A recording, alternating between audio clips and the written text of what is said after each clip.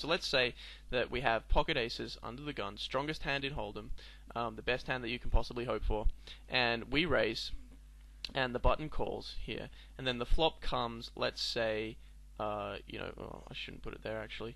Let's say the flop comes king, and then okay, I've just got rid of that junk. The flop comes like king, 10, 7. And it has no flush draw. Okay, so king 10 7 rainbow, and we bet, and then the button calls. All right, and then the turn comes an 8 which puts out a flush draw. Okay, now we still rate to have the best hand here, but given that he floated us, we don't really know where he stands. Okay, he could have any straight draw, he could have any king, he could be slow playing a set because we wouldn't expect him to raise a set all the time on a board. Even if the board was flush draw, if it was drawy, we wouldn't expect him to raise a set all the time. He could certainly slow play it just for deception. So now we're betting into a hand range which we can't really define that well. Okay, so let's say we bet again. There's obviously clear value and the need for protection with aces here. So we bet again, and then the river comes off a queen, and it completes the flush. Okay, so now we have a real problem here, because although if this were a strategy video, there are certain ways that we can figure out what to do here.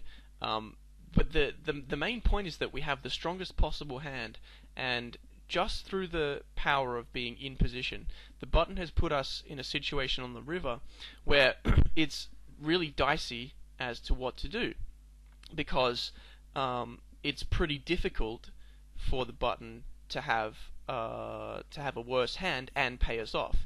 So if he has a hand like King 9, or maybe even King Jack, it's pretty unlikely that he's going to pay us off on the river with one pair, given that we represent a better hand. There's a ton of draws which have hit on the river, particularly given that the flush has been put out there as well. So with aces, we can't really be happy about value betting, although it's certainly not terrible to do so. But if we check and then he shoves, say he checks, we check and he shoves for, just imagine that it's a pot-sized bet, or maybe he shoves for a little bit over pot.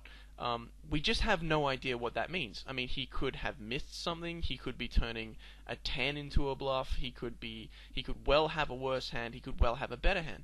But we have to effectively play a pretty dicey guessing game regarding what to do on this river.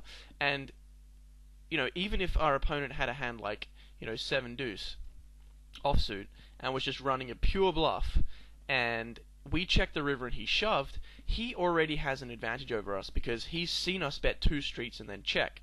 So unless we have a very strong read on our opponent, if we're on the button, unless we have a very strong read on our opponent, or if we have a very strong read on our opponent that the check means weakness, we really have a huge advantage in being able to act second. So I think that's a pretty good example of the way that you can use position